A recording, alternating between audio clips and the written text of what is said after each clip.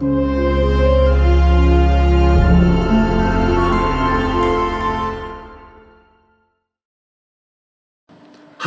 and welcome in this new video where I will show you how to analyze reinforced earth using MRE. If still you don't know, I remind you that MRE is not a standalone software, but it's a module of the software slope.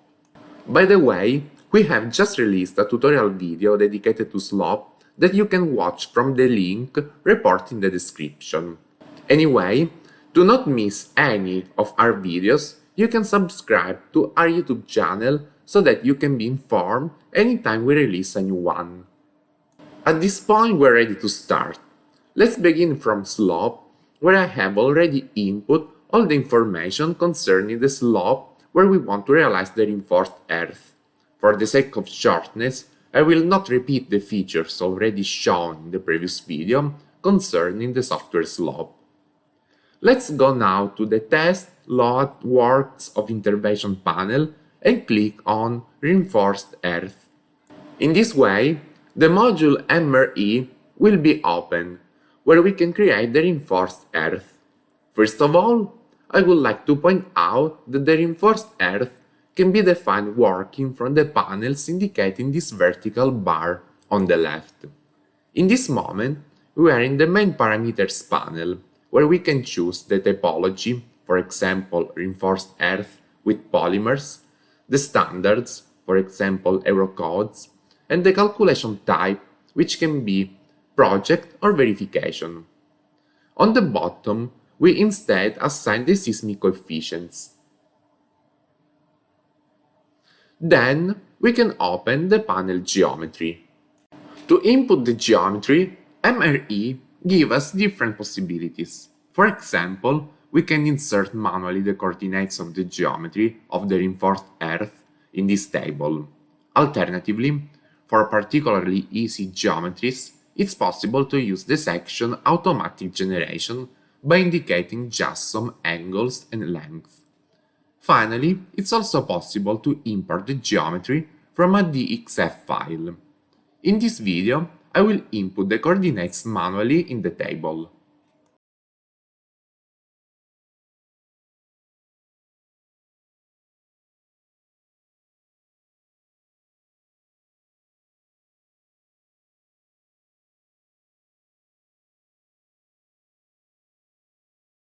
After creating the section, we can assign the characteristics of the foundation. For example, in this case, let's assume a base of 5 meters and a bearing surface depth of 50 centimeters.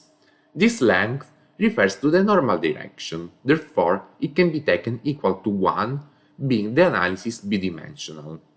Therefore, let's click on Apply to make effective the changes. In this latter section, it's instead possible to account for the presence of eventual blocks. From this panel, it's instead possible to account for the eventual presence of loads, whereas from this one, we can account for the presence of the water table. Let's move now to the definition of the reinforcements from the specific panel. Also in this case, it's possible to input the characteristics of the reinforcements manually or refer to the automatic generation. In this case, I will use the second option, whose quantities are indicated in this sketch.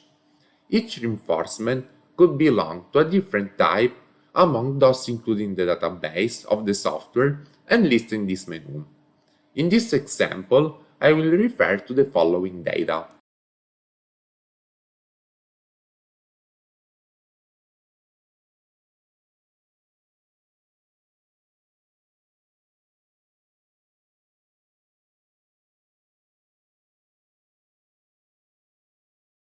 If necessary, it's possible to apply changes to the reinforcements just created from the table. For example, in this case I will change the total length of the different reinforcements.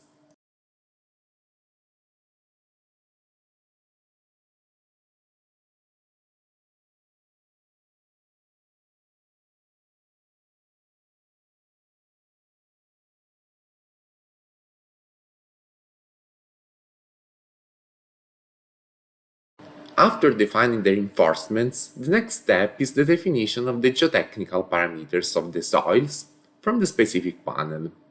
In the first section, we have to input the parameters of the soil to employ for the construction of the reinforced earth. In this case, for the sake of simplicity, let's assume the default values.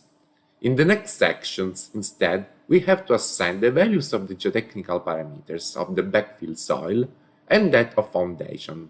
These parameters should be obviously consistent with the soils assigned in the geometry of the software slope.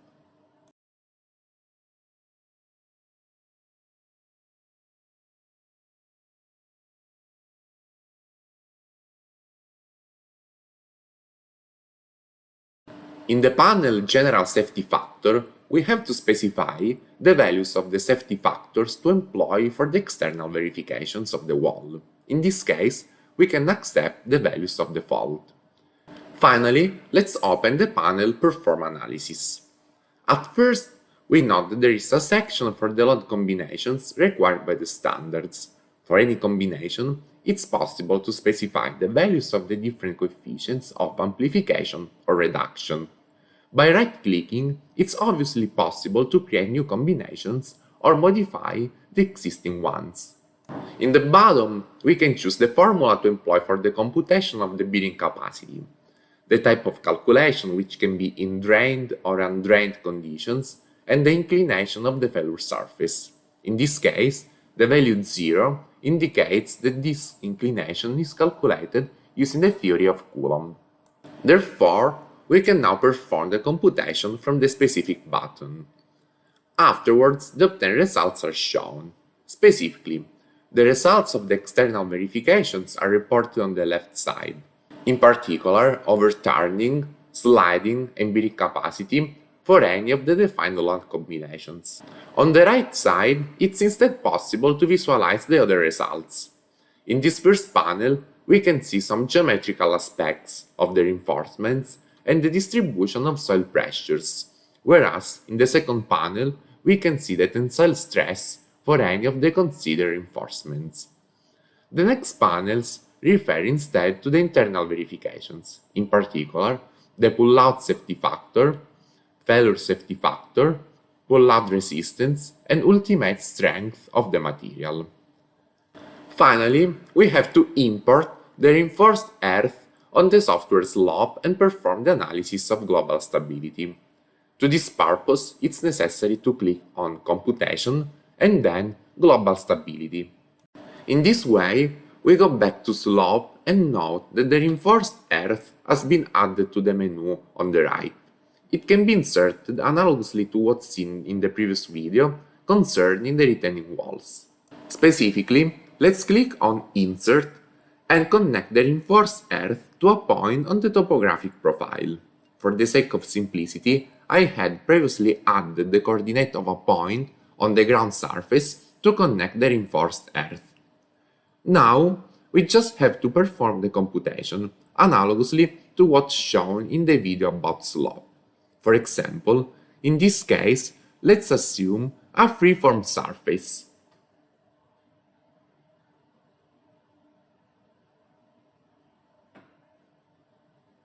From the panel computation, we can now perform the analysis from the specific button.